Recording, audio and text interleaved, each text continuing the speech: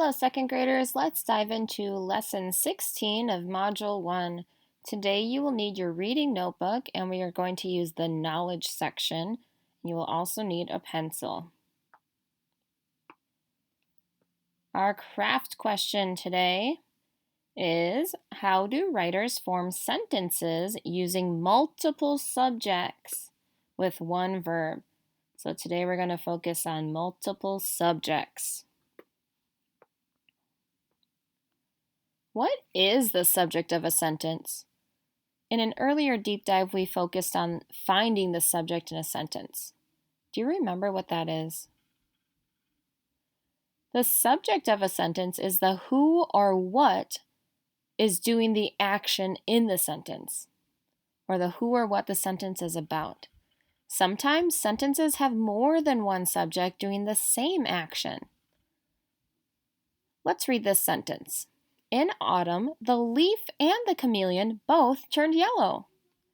The action in the sentence is turning yellow, and both the leaf and the chameleon are doing that action.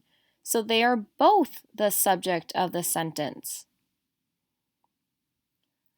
Let's read a couple more sentences and look for the subject of these sentences too.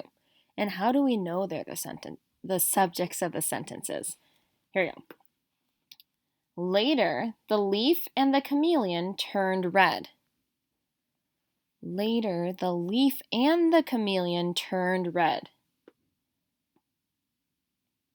So turned red this time is our action. So who or what turned red? The chameleon turned red. Is that it? No, the leaf and the chameleon turned red. So we have two subjects again, leaf and chameleon. Let's try the second sentence. The chameleon and the leaf were blown off the branch. What was the action? Oh, blown off the branch. Who or what was blown off the branch? The leaf was, right? Is that it? No, the chameleon and the leaf were blown off the branch. So again, we have two subjects, chameleon and leaf.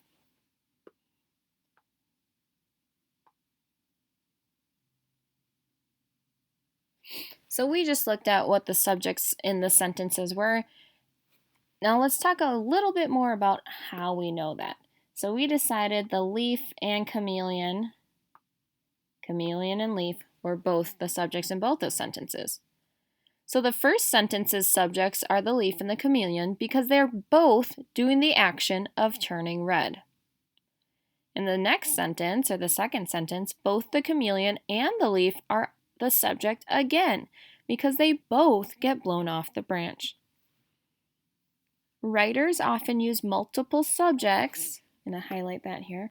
Multiple subjects, that means more than one subject, with the same verb or action word to make their sentences less wordy.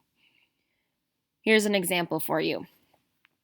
A writer could write, here I'll highlight as I read, a writer could write, in autumn, the leaf turned yellow, and in autumn, the chameleon turned yellow. Oh my goodness, that's a lot of words, isn't it? It is less wordy and sounds better to say, in autumn, the leaf and the chameleon turned yellow. That sounds much better.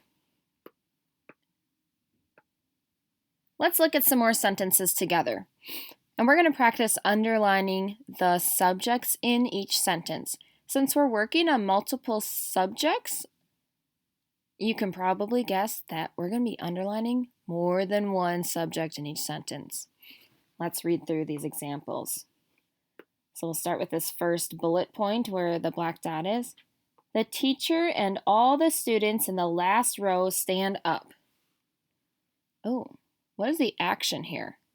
The teacher and all the students in the last row stand up. Stand up is our action. Who or what is standing up? Is the teacher? Yeah, the teacher is. Anyone else? Right, the teacher and the students are standing up. So imagine this and maybe even practice doing this too. Stand up with someone else. That's more than one subject, more than one who in the sentence, doing the same action. The teacher and all the students in the last row stand up. Let's look at the next one. Dylan, Musa, and Lily collect the papers. What is our action?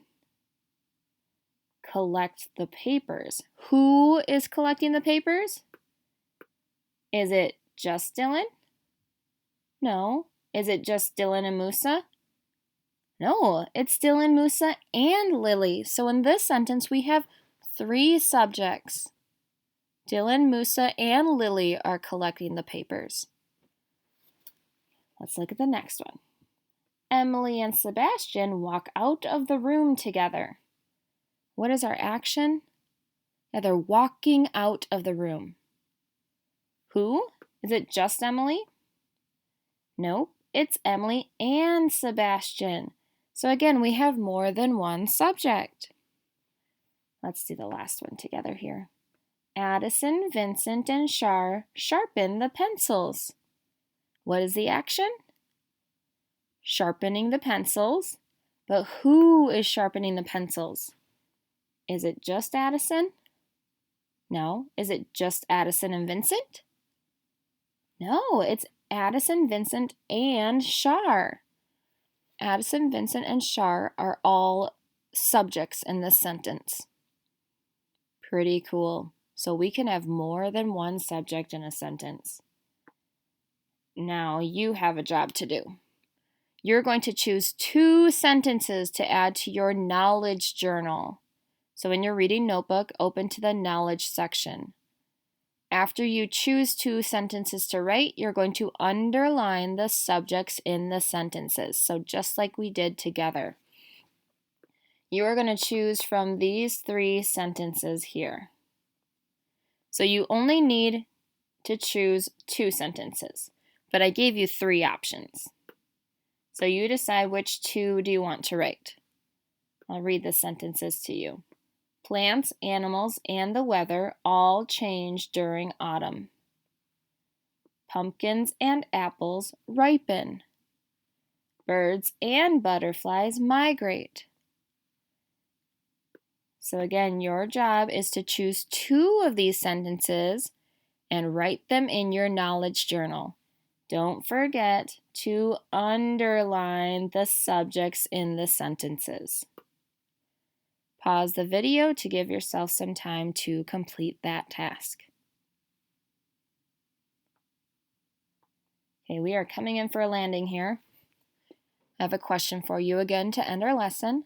Why is it important for writers to know how to use more than one subject in a sentence? Well, sometimes more than one person or thing is taking the same action in a sentence. Using multiple subjects with one verb lets the writer show the action with as few words as possible. And another reason is it's easier for the reader to understand if the writer keeps the sentences simple and less wordy. Right, so again, your job for today's lesson, the only thing you need to do is add 2 sentences. So this is your job. Choose 2 sentences to add to your knowledge journal and make sure you underline the subjects in the sentences. If you did that, then you are done with today's lesson. I hope you learned something new and have a wonderful rest of the day.